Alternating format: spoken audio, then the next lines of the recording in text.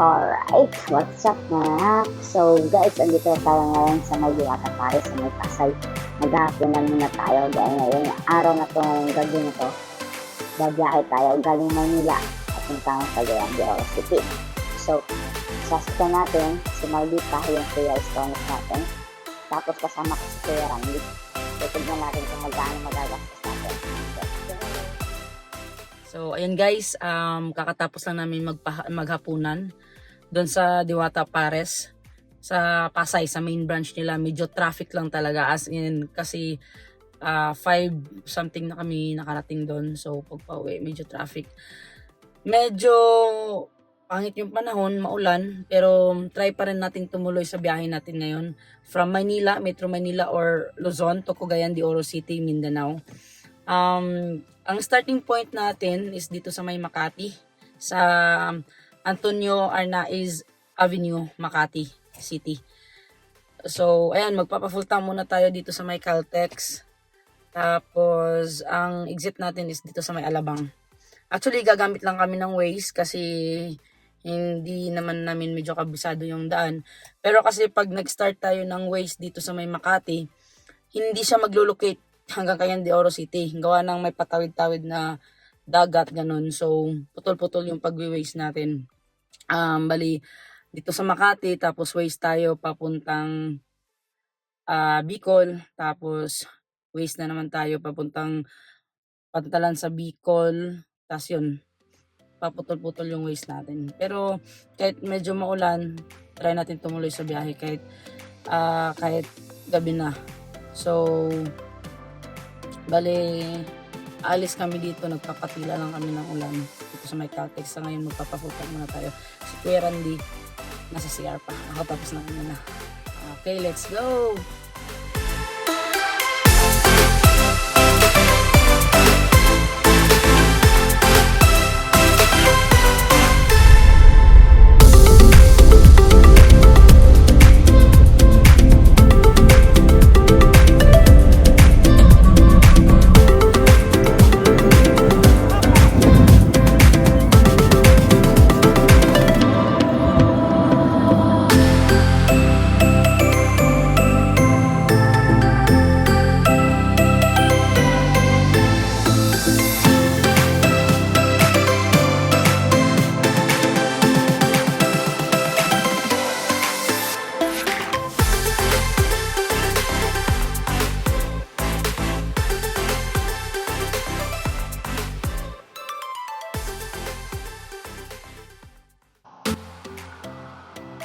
So, ayun guys, nasa paano na tayo ng dito tayo manok.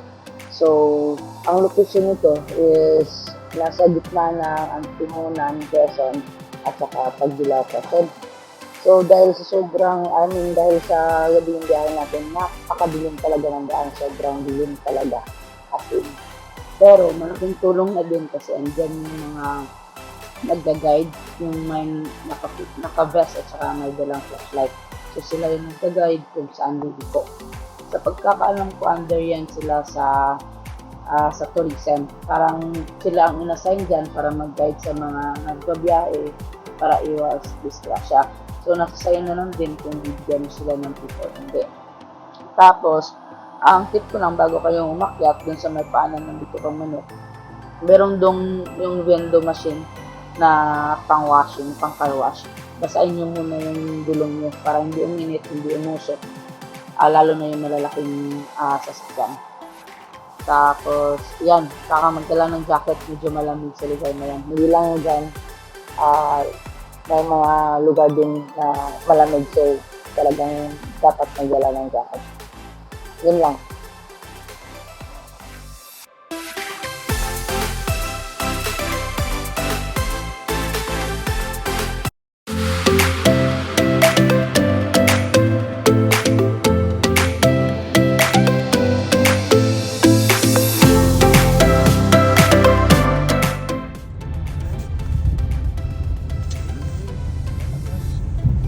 Continue straight for 40 minutes to Gulaka Bypass Road.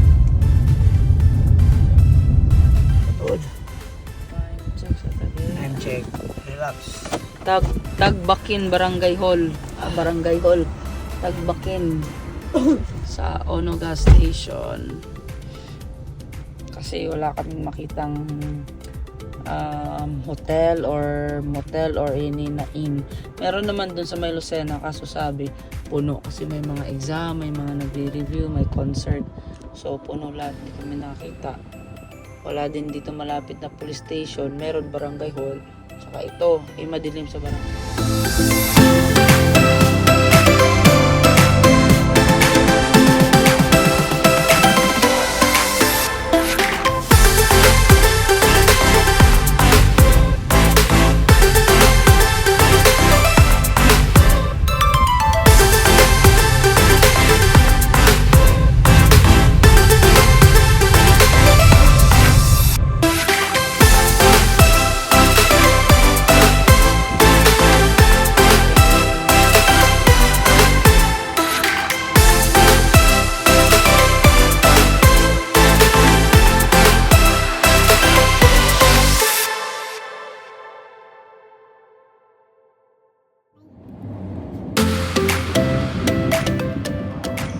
So, ayun guys, ang tip ko lang pag gabi kayo nagbiyahe, tapos umigit sa daan, huwag dun sa madilim na park.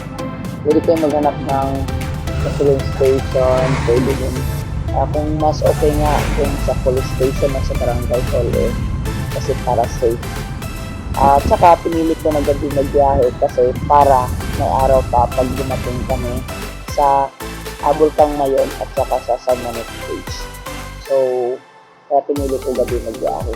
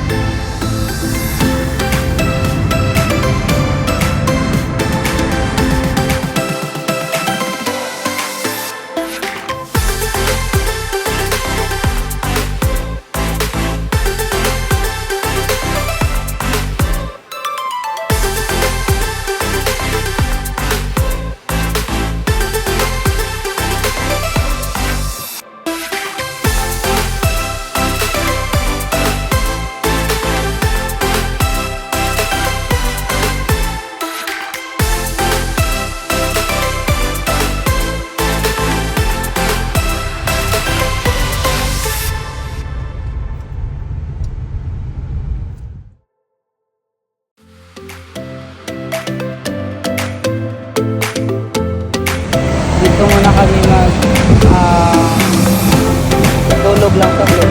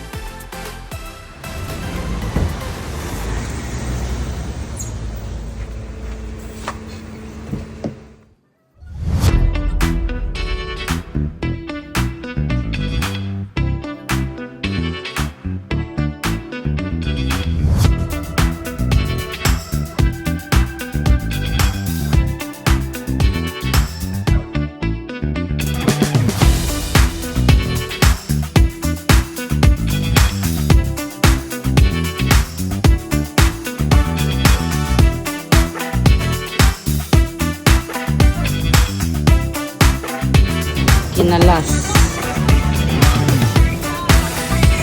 Special din siya sa Bicol.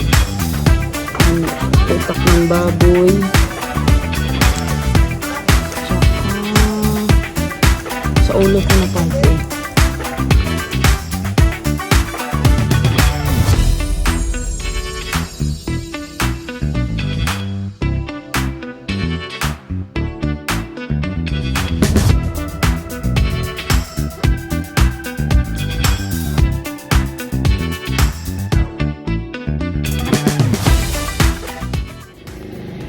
Chili ice cream. Ito, sarap. Pagkagat mo, matamis siya dito sa kabila. Pero pag lunok mo, doon mo malalasahan yung anghang. Level 3 to eh, pero para sa akin sobrang anghang na ito. May hanggang level 5 sila. Sarap.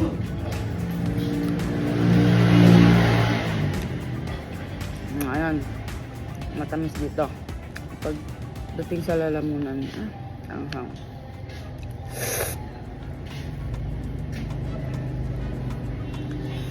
Mas maanghang pa sa chili garlic nila.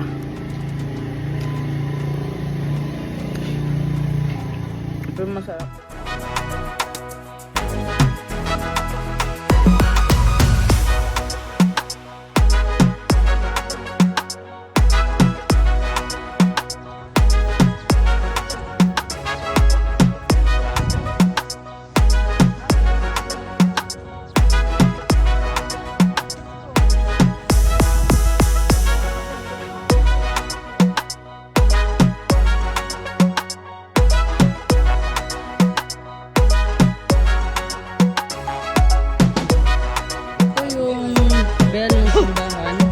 Ilalim yun sa simbahan. Ito yung parang bintana sa simbahan.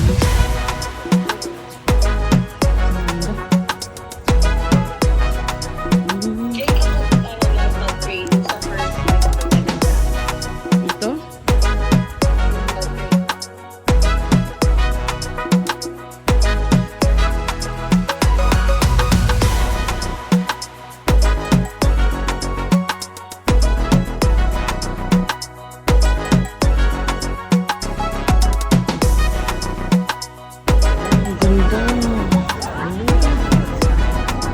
Love, love, love na love.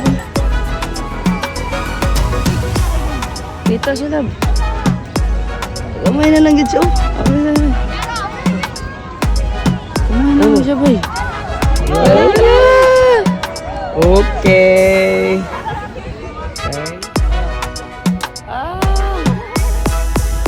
Galing, ganda.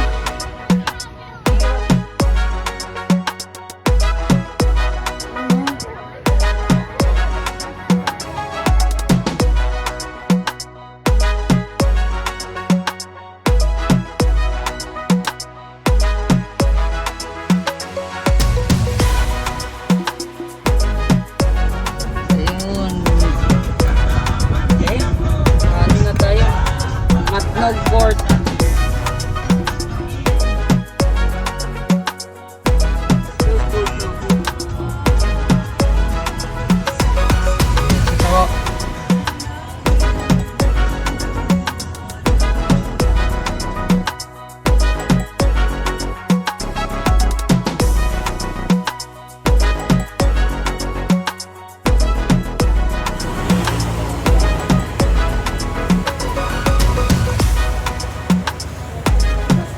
Dito po papakita niyo yung ORCR at saka driver's license tapos Tapos, after nung first stop, yan kasi yung first stop, papakita yung ORCR at saka driver's license. Tapos sasabihan kayo, nag-direct na kayo sa may station 1. So, medyo malayo pa talaga siya. Medyo malayo pa. Tapos yung sa place kasi namin, kasi madilim, may ano pa may dinaanan pa kami na parang kuko na maliit. Tapos chinek pa nila yung papel namin. Tapos saka kami dumiretso dun sa station 1. Bale, doon, ayan, dito na. Pipila ka dyan, tapos may mga kainan dyan sa gilid. So, pwede kayong kumuha ng fixer, pero if I were you, wag na lang. Kasi, pwede nyo naman silang tanggihan na sir, okay lang na kami na lang kumuha. Kasi madali lang naman hindi naman masyado maraming tao. At saka may nakapaskil ng mga presyo, tapos may nakalagay step 1, step 2, step 3. Ganun. So, madali lang. Para sa akin, wag na lang kayo kumuha ng fixer. Pero kung naman gusto nyo din naman, kung convenient sa'yo, sa inyo, dun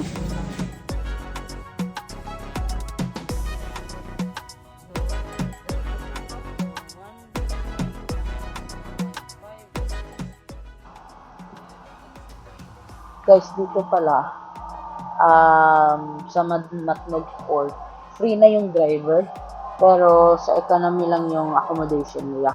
So, nag-add ako ng 102 para pareho kami ni Kuya Randy na sa business class ang accommodation.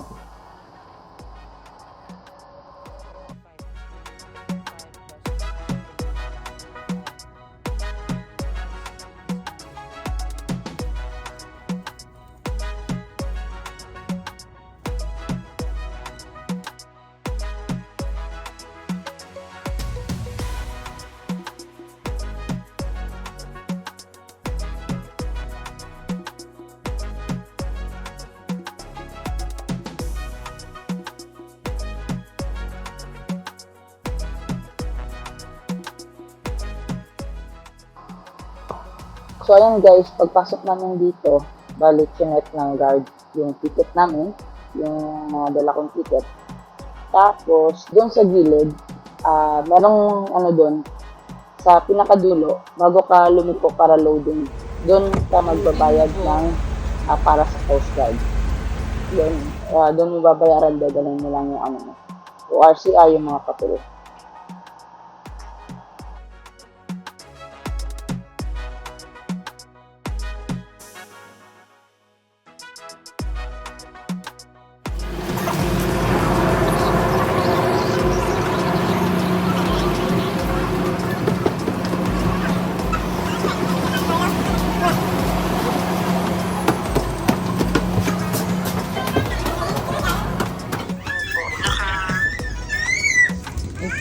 Gani economy something, tapos ito dito kami business class. Wala siya nga bangko. Relax di kayo. The business class gani kay burag airplane. Listo. Sa deck na siya, sa deck. So mga So, ayan guys, sa pagkakaalakala ng sige karamihan, katugnaw. malang pagkain sa barko o mga roro. Pero dyan, napakamura. Goods na nga sa 100 pesos na milk, tapos 30 yung drinks. Hindi masyadong mahal. Tapos yung business class nila, napakalamig. So, kung may plano kayo mag-business class, advice ko lang, magdala kayo ng jacket. Okay? So, ang sinabi kasi sa amin na kumuha ko ng ticket, hindi pwede o bawal matulog sa sasakyan. Pero pagdating ko dyan, napakadaming natutulog sa sasakyan. Kaya ako kumuha ng business class kasi yun yung sabi na bawal matulog sa sasakyan. Pero okay naman din. Kunti lang naman diferensya eh. So, ayan guys, paglabas naman sa port or sa pier, meron namang hotel din. Sa tawid talaga ng pier. Kaso nga lang, yun ay puno ng pinuntahan namin. Sa area na yan, paglabas namin, napakadilim talaga. As in, napakadilim. Wala kaming hanap ng matulugan like hotel or inn. Kahit saan na nagtatakil, wala. Ang advice ko lang din, pag nag-drive kayo, kung pwede na kasama kayong professional driver. Kung mag-yosi kayo, bumili na lang kayo ng vape kahit yung disposable lang. Kasi kami bumili kami para hindi na kayo bababa para mag-yosi o hindi na kayo bumili kahit na saan. At saka pwede nyo gamitin yung vape nyo sa loob ng sasakyan. Hindi naman siya masyadong mabaho katulad ng yosi. Tapos ang tips, safety tips ko lang din is wag na wag kayong bababa ng sasakyan pag madilim. Pag halimbawa may plano kayong magpalit ng driver, wag na wag kayong bumaba sa madilim. Kahit inihi, wag sa madilim din sa maliwanag. Tapos pag may nadaanan kayong mga karton, mga bato, ganun, wag na wag nyo sasagasaan kasi baka patulong yan, delikado. Tapos pag may tumara sa inyo, regardless kung bata, matanda, disabled o hindi, wag kayong bababa. Maliban kung pulis yung or sundalo yung tumara sa inyo. Para lang din sa safety natin lahat.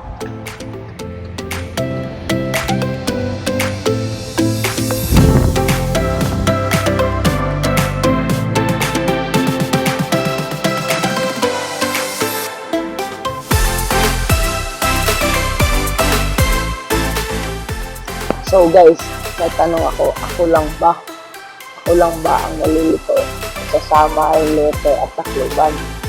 Kasi dati nalilito ako, ngayon napaliwanagan ako dahil kakasearch ko. Yung Tacloban pala, isa sa loob ng Leyte. So, bali, ang Leyte at saka Samar, dalawang island siya. Tapos, ang Tacloban, nasa loob, Tacloban City is nasa Leyte. Yung Samar, iba naman yun. Yun pala yun.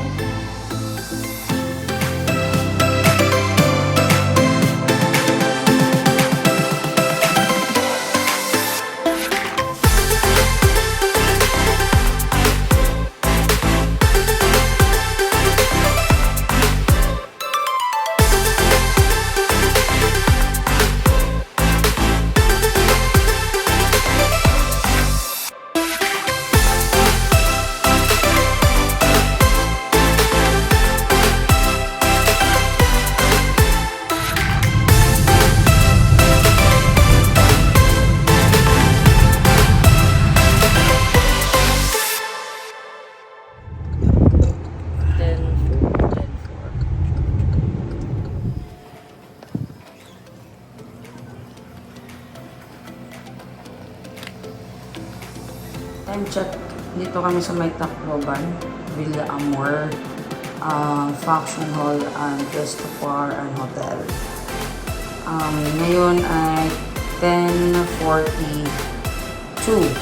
Dumating kami dito ng 10:30 something, then check-in, akit ng room ng 10:40. So, So ayun guys, tips ko lang pag naman nakakita kayo ng matutulugan, regardless hotel, resort, or inn, magtanong kayo sa reception kung meron silang watch hour. Kung hindi naman kayo magtatagal, that is 5 hours. Kung nakita namin 5 hours for 600. So kung hindi kayo magtatagal, wag na kayo dun sa 22 hours. Mag-watch hour na lang kayo, tutulog lang ako.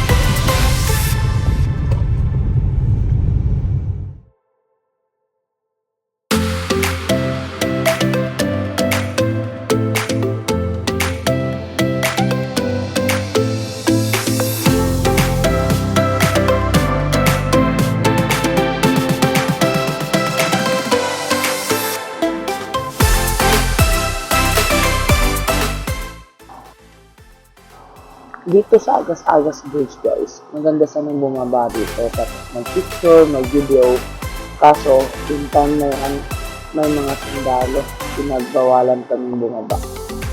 Kaya ganyan yung pagkakuha ko ng video, hindi na kami nakababa talaga. Kasi may mga sundalo or police ba yun. Pero napakataas na as in.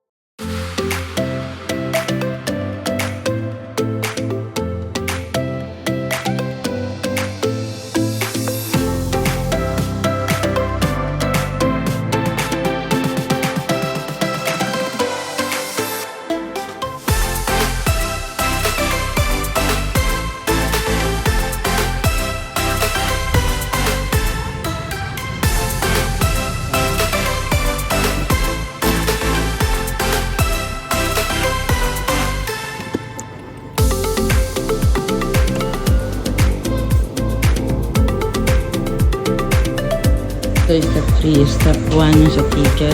Step 2 yung sa kung sa palitin nila.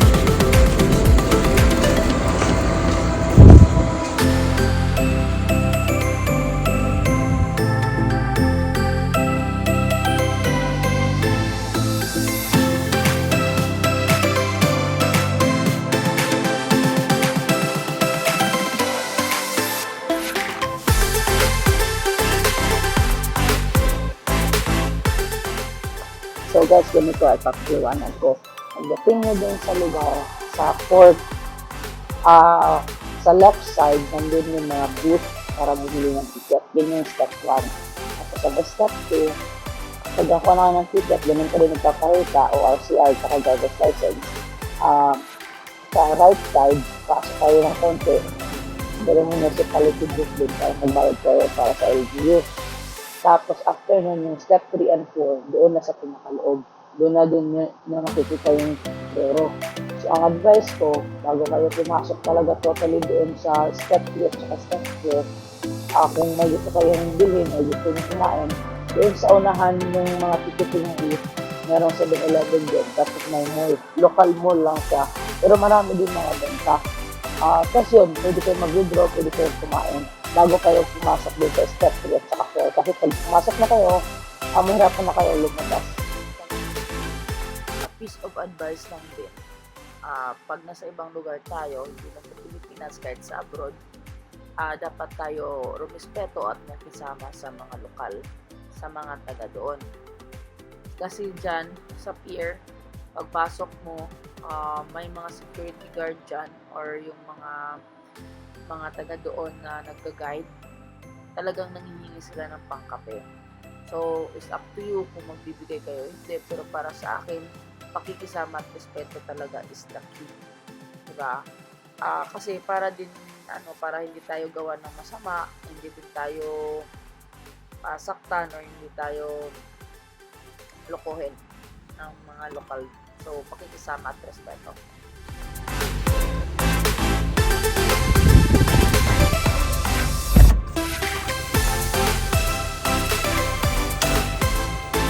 Time check, 5:06.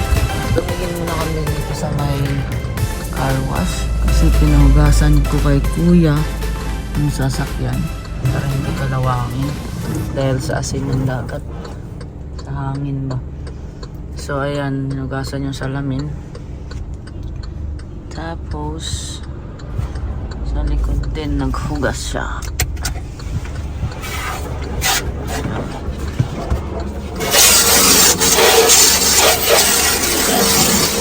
Kailangan yan guys, yung pinag-sasakyan nyo pag binyayin nyo at tumawid kayo ng dagat. Ayan. So kung nagkukunin kayong sasakyan sa Manila o kahit saan, mas mabuti i-byland nyo kaysa magtagal yung sasakyan nyo sa dagat. Kagaya ng Manila to Cagayan, 3 days yung sasakyan nyo sa dagat. Ayun, malaking risk kasi kalawangin nyo sa loob. At least kung i-byland nyo 2 tawid, isang oras o isang 3 oras, dali na. Hindi masyadong risky. Yung galing kami ng ano ito, ng Matnog to Alinport, hindi na kami nag-carwash kasi pagbaba namin ulan. Pagbaba namin gabi.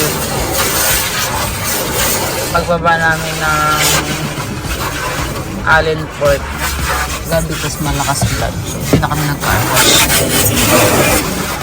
Si Kuya Randy.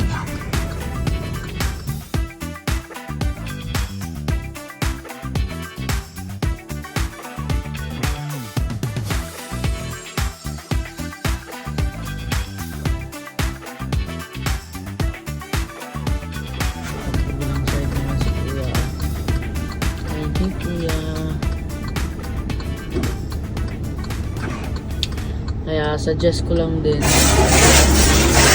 okay sa pag-byland is yung talagang marurunong na driver. May mga experience na, alam na kung paano yung sa maintenance sa sasakyan, mga rules and regulations sa daan, yung location, yung destination, kung nila sa Ay, paano gagawin sa second after and before maintenance.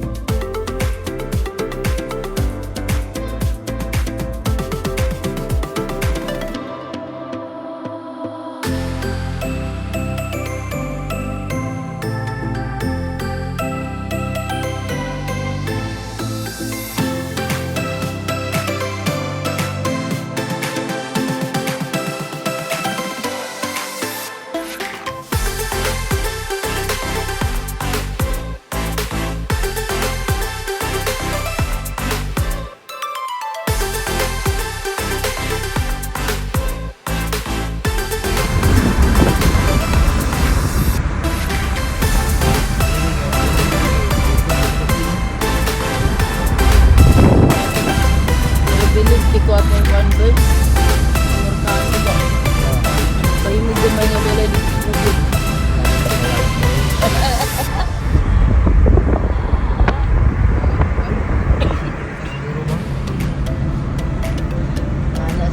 Ana ang asawa ko. Ayaw tagdo sa danas balay kay para dako patayuta. Ayaw na kay nga gamay-gamay kay tigulang ako niya. Matay pala ko, lahi pa puyo. Okay, layo yakit na may wakit di masakyan pa. Ano daw sa merkado? Mga pariti na. Kung hindi mo permitis pala yan, diri tabi. Hindi mo diri ba yan. Asa mo tulog, ulit mo diretso kay. Uy, sa kwarto. Wala may sa kwarto. Ano sara bang ito ang kwarto? Klaro kayo. Oh, pag-imbitar. Igdag din sa mulit kayo, asa na magtulog eh. Gawin rin si gastos kaon. Panyapon, wapay panyapon. Uli naman yung ngit-ngit. Di mo sila atong buntag, di wala sila pamaho kay kung buntag, wala masakyan. Utog yun na, utog Tura. Panyapon, di na magulat sa panyapon. Ngit-ngit yun na, may puste. Oy, puste. Masakyan. Masakyan. Kung sila katulog kayo, oy, kwarto. May kwarto. Merkado, may titibo, nauna nyo. Hindi mo dala pamilya din rin yun. Hindi mga puyo diri. Asa na matulog. Okay, pag umangkon nga mapa-eskwila dyan, hindi mo eskwila. Karni, mag itong naulog. Kasi sa dalan mo. Karni lagi sa iro, aras. Aras, ito asma ko. Kuha niya iro, palitan niya daan kay dalon. Dalon na niya sa balay mo. Pag-bit-bit niya sa iro, may lupad siya niyo. Kaya natin siya ikaw pa na. Pag-pabukal na anak, pagkaon.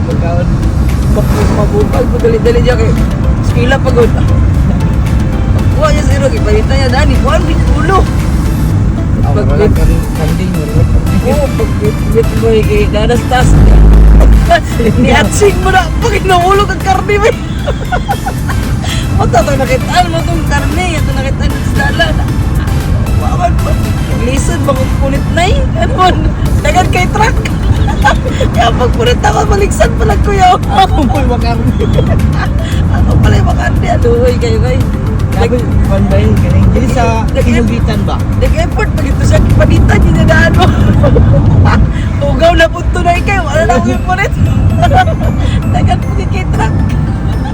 Bakit ka nagayak? Actually gaya, lasing ko na biya. Pas na lang ko na yun. Bago na kayo mamatay. Kaya nga sa kwan ba?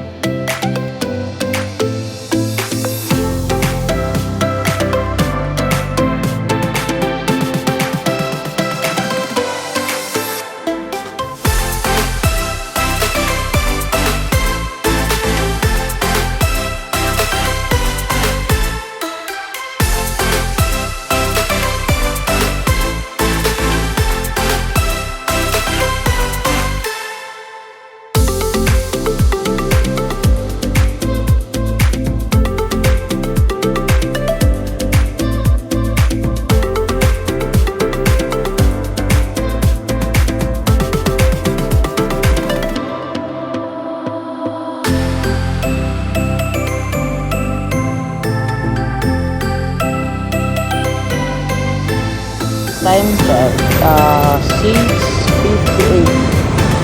Ngayon na kami dito.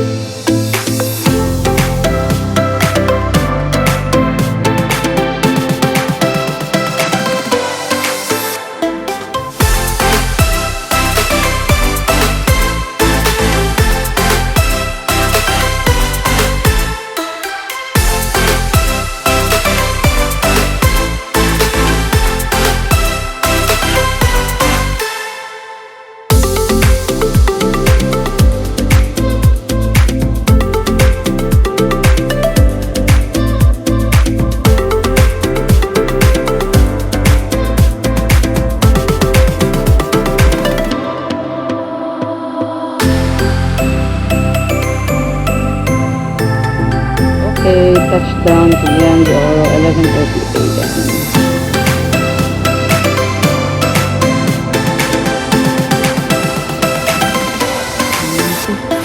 Bali, dumaan kami sa